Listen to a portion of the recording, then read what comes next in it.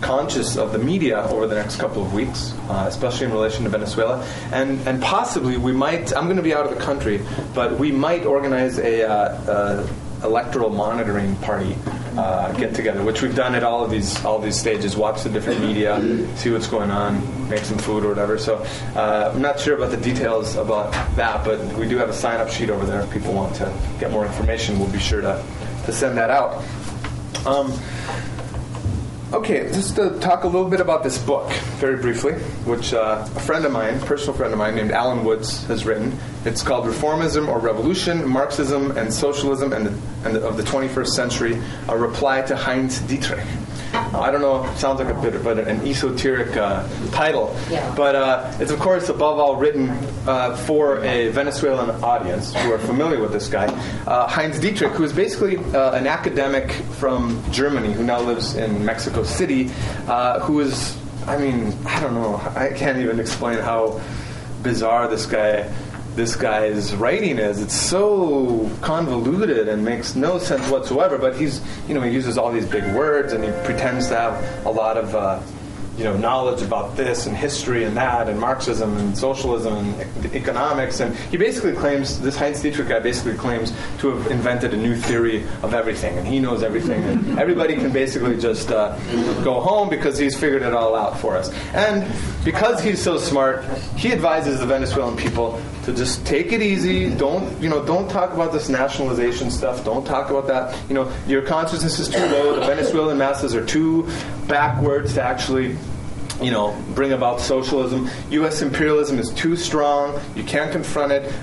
You just leave well enough alone and go home. Now, we've seen, obviously, that the consciousness of the Venezuelan people is way more advanced even than most of the government leaders themselves. Anybody who's seen The Revolution Will Not Be Televised saw that most of the leaders, they're like, oh, we got to go into hiding and we got to run away and it's going to be like Chile and we got to go underground and it's all over but out in the neighborhoods, the people were like, we're not going to take it, and they came down and way more conscious about what was really at stake than these so-called intellectuals. So this book is a reply by Alan Woods, who is actually the founder of the International Hands Off Venezuela campaign.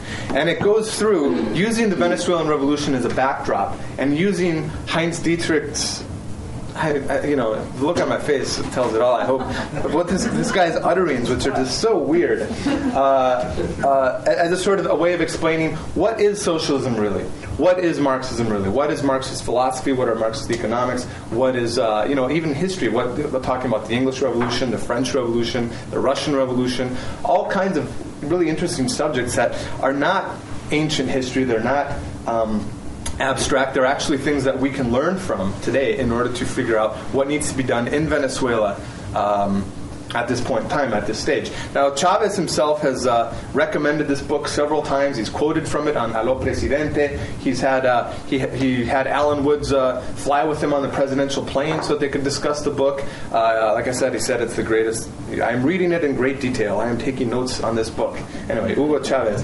So, I'm sure he reads a lot of stuff and recommends a lot of stuff, but it is a book that I would definitely recommend in order to really understand what's going on in Venezuela. We've published an edition here in the United States, and we have copies available for $25 if anybody would like some. We have them over there, or else we have them online as well if people are interested.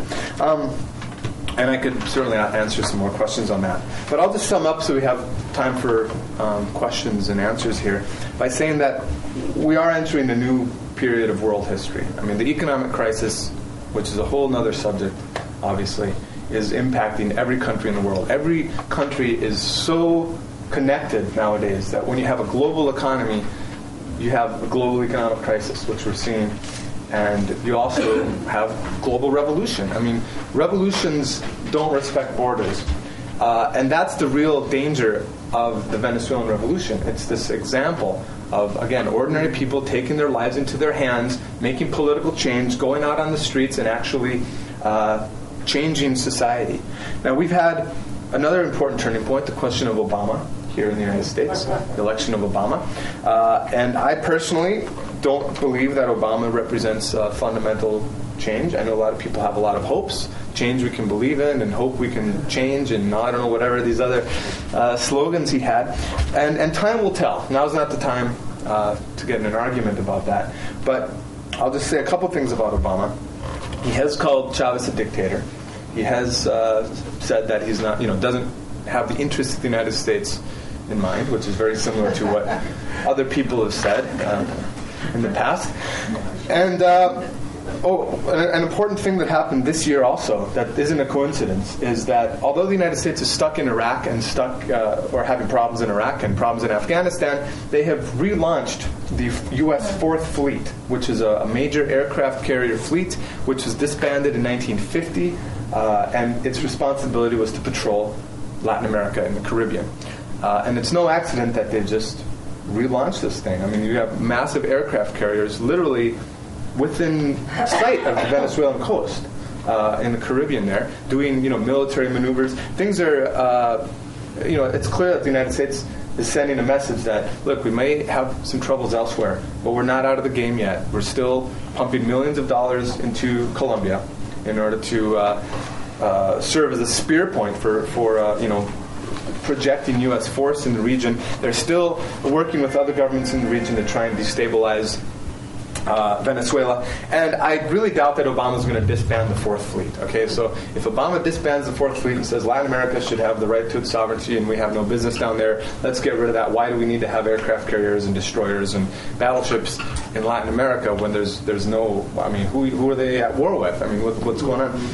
Then I'll be happy, I guess, if he does that. But I kind of doubt it. But another thing that I think is important about these elections is anybody who saw the videos or the footage of on election night, people celebrating Obama's victory. And what did they vote for? They voted for change. They voted for jobs. They voted for health care. They voted for all these things that they want him to give us.